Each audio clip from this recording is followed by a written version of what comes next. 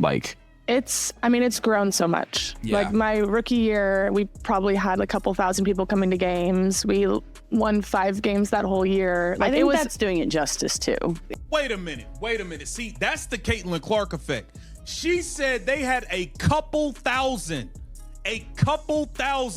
Kelsey Mitchell was on the team during that. A couple thousand. Melissa Smith was on the team during 2,000 people. That's what Lexie Hull just said. The Indiana Fever were playing in front of 2,000 fans before Caitlin Clark arrived. Kelsey Mitchell was already on that roster.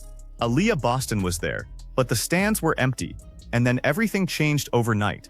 From 2,000 to 18,000. From anonymous airport walks to mobbed terminals. That's the Caitlin Clark effect in raw numbers. And Lexie Hull just made it crystal clear. She's not trying to go back to those empty gyms. immediately. It might be.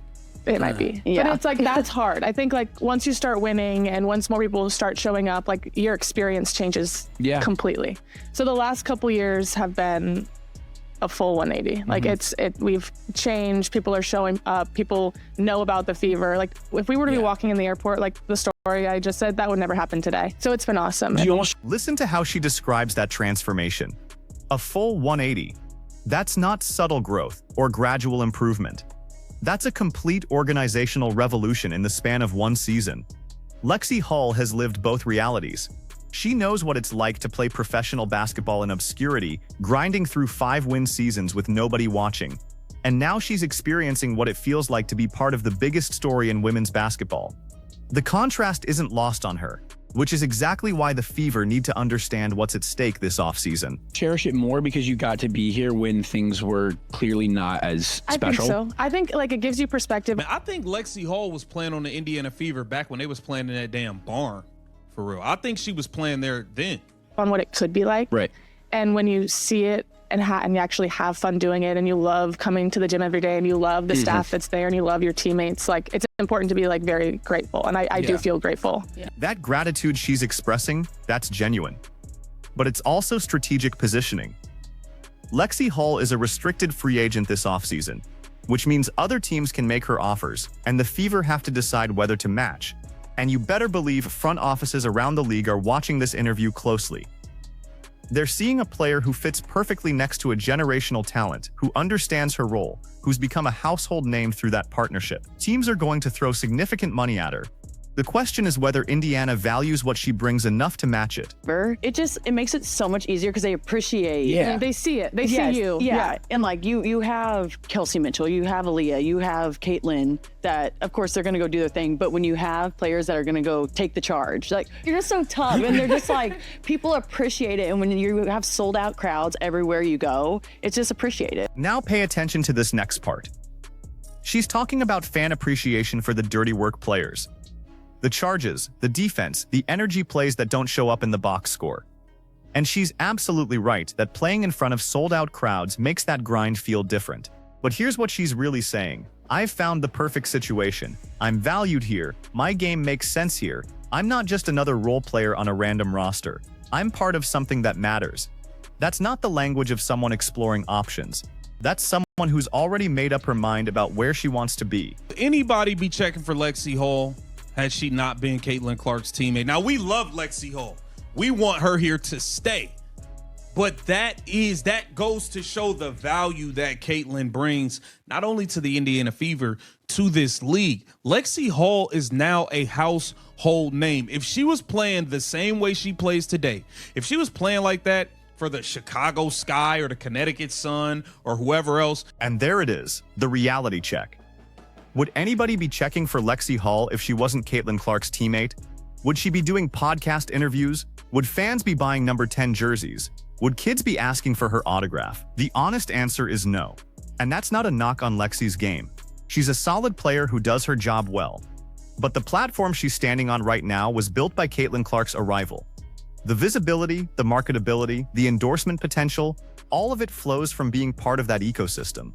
Lexie Hull knows this. Her agent definitely knows this. And that knowledge is going to shape every decision she makes this offseason. See, to be at games, and obviously like you have the Caitlins and the Aaliyahs and the Kelseys, and you see their jerseys in the stands. Then when you see like a 10 out there, Yeah. like it's so special because people like are watching and supporting. And growing up, I didn't have someone in the W that I saw myself as, or like that I wanted to reach for. And I feel like now with the social media and just even like TV and the accessibility for people, like they see us and they can actually like have these dreams so much earlier. And to be one of those. Look at her face when she talks about seeing her jersey in the stands. That's not performative emotion. That's real.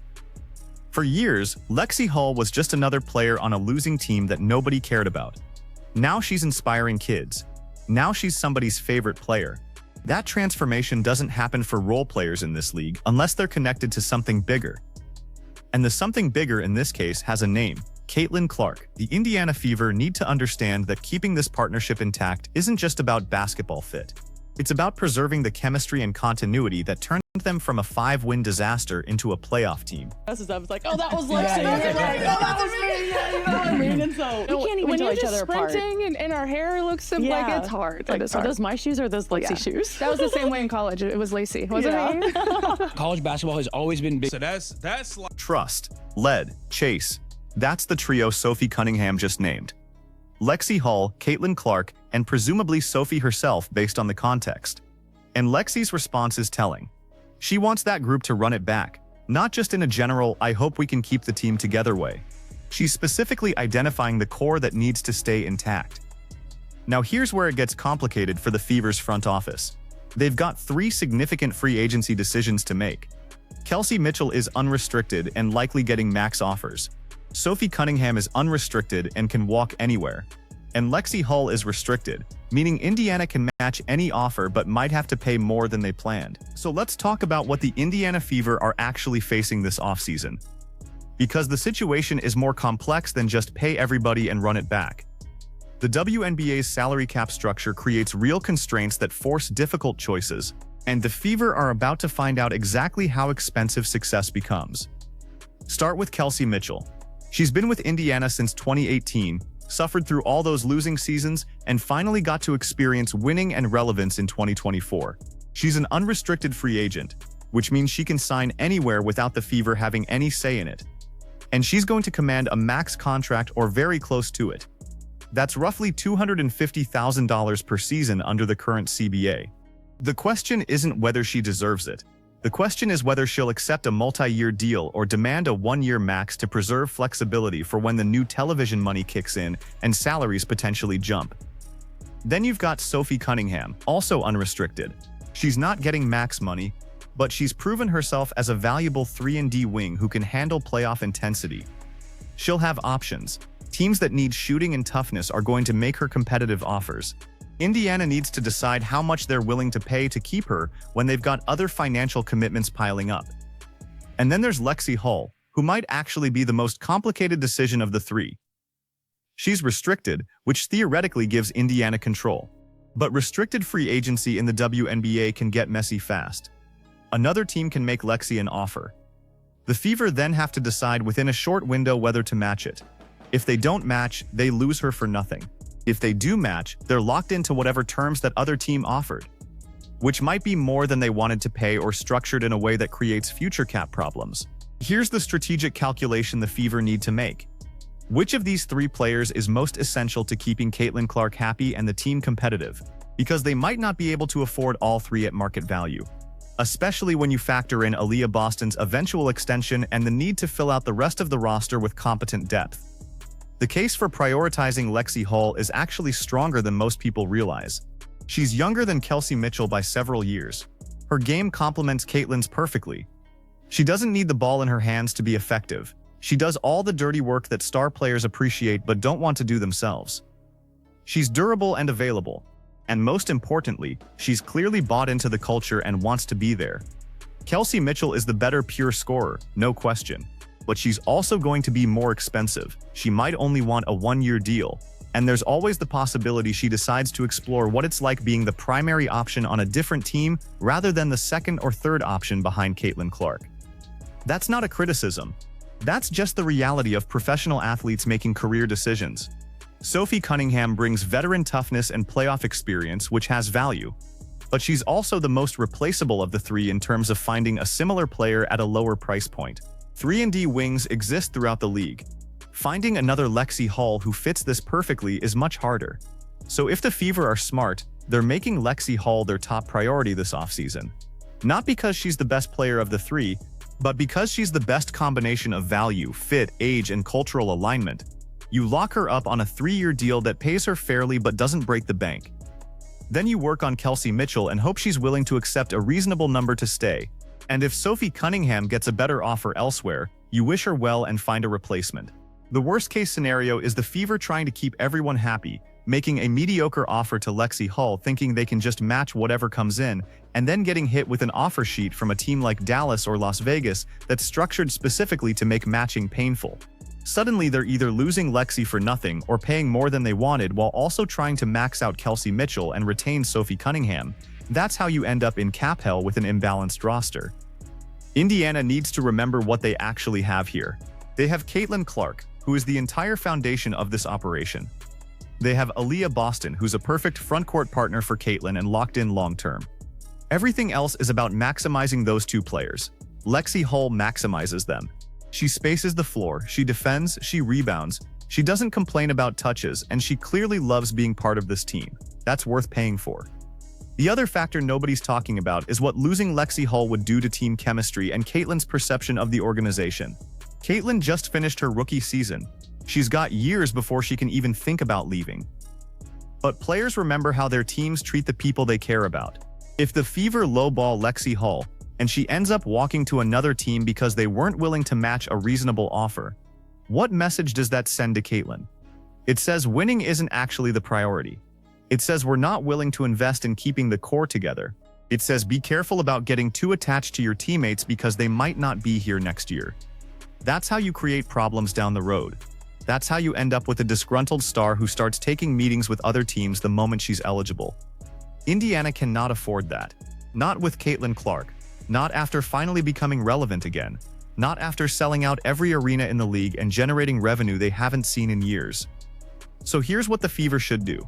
Offer Lexie Hull a 3-year deal worth approximately $450,000 total.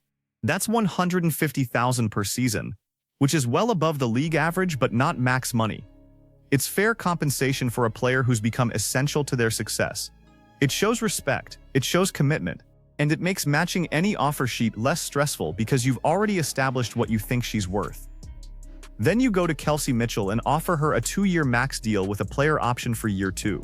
That gives her security now and flexibility later when the new TV money potentially raises the cap. If she wants more years, you negotiate. If she wants to test free agency, you let her walk and reallocate that money to other positions. Sophie Cunningham gets a fair offer based on what the remaining cap space allows. If she takes it, great. If she gets more elsewhere, you move on and find another veteran wing who can shoot and defend. The priority is clear: keep Caitlin Clark happy, keep Aaliyah Boston developing. Keep Lexie Hull locked in, everything else is negotiable. And if other teams want to make this difficult, by throwing crazy offer sheets at Lexie Hull just to force Indiana to overpay, then the Fever match it anyway and figure out the cap situation later. Because losing her over a few $1,000s would be organizational malpractice. You don't let perfect fit role players walk away from generational talents over money that's rounding error compared to the revenue those sold-out arenas are generating. Lexie Hull made her intentions clear in this interview. She wants to stay in Indiana. She's grateful for the opportunity. She understands what she has. Now it's on the Fever to prove they understand it too. Pay the woman, lock her up long-term, keep trust-led chase together, and build around the foundation that just took you from irrelevance to the playoffs in one season. Because here's the reality. Caitlin Clark is going to be great wherever she plays, but the teams that win championships around generational talents are the ones that surround them with players who fit perfectly, buy into their roles, and create the kind of chemistry that can't be replicated just by signing the highest-rated free agents. Lexie Hull is that kind of player. She's not trying to go back to playing in front of 2,000 people. She's not trying to be the star.